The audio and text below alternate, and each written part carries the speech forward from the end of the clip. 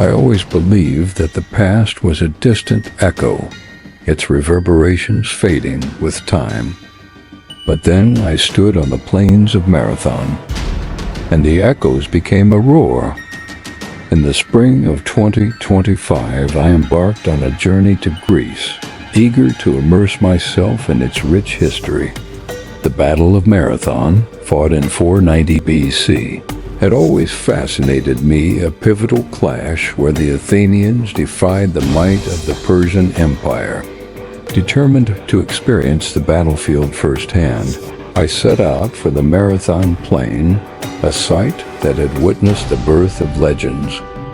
Upon arrival, I was struck by the serene beauty of the landscape. Rolling fields stretched toward the horizon, bordered by distant mountains. It was hard to imagine that this tranquil place had once been a theater of war. As I wandered, I noticed a local guide offering tours. His weathered face and enthusiastic demeanor suggested a deep connection to the land. "Would you like to hear the story of Marathon?" he asked, his eyes gleaming. I nodded eagerly, and he began to recount the events of that fateful day. "The Persians landed here," he said, pointing to the shoreline, with a force that dwarfed the Athenian army. But the Athenians, fueled by the desire to protect their homeland, charged with unprecedented ferocity. As he spoke, I felt a strange sensation, a tingling at the back of my neck. The air grew heavy, and the distant hum of cicadas seemed to fade. "Legend has it," the guide continued, "that the spirits of the fallen warriors still linger here, reliving the battle for eternity." A sudden gust of wind rustled through the nearby olive trees, and I shivered despite the warmth of the afternoon sun. That evening, unable to shake the guide's words, I decided to camp near the battlefield. As darkness enveloped the plain, a profound silence settled in. Lying in my tent, I struggled to sleep, my mind replaying the day's stories. Around midnight, I was jolted awake by a distant sound, a rhythmic thudding like the beat of war drums. I sat up, straining to listen. The sound grew louder, accompanied by faint shouts and the clash of metal.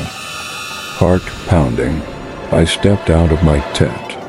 The plain was bathed in the pale light of the moon, and to my astonishment, I saw shadowy figures moving in the distance.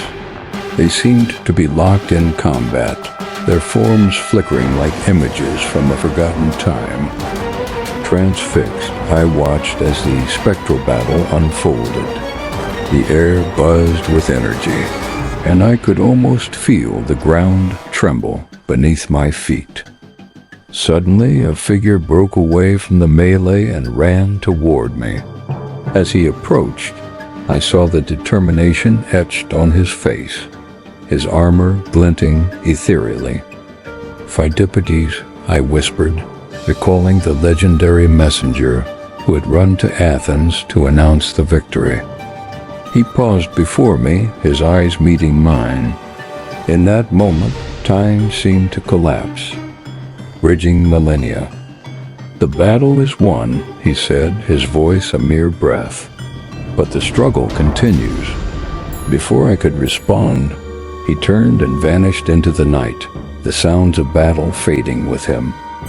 The next morning, I awoke to the chirping of birds and the gentle warmth of the rising sun. The plain of Marathon looked as peaceful as ever, with no trace of the night's spectral encounter. Packing my belongings, I couldn't shake the feeling that I had witnessed something profound, a reminder that history is not just a series of events, but a living, breathing entity that continues to shape our present. As I left Marathon, I glanced back one last time, silently vowing to honor the echoes of the past and the lessons they impart.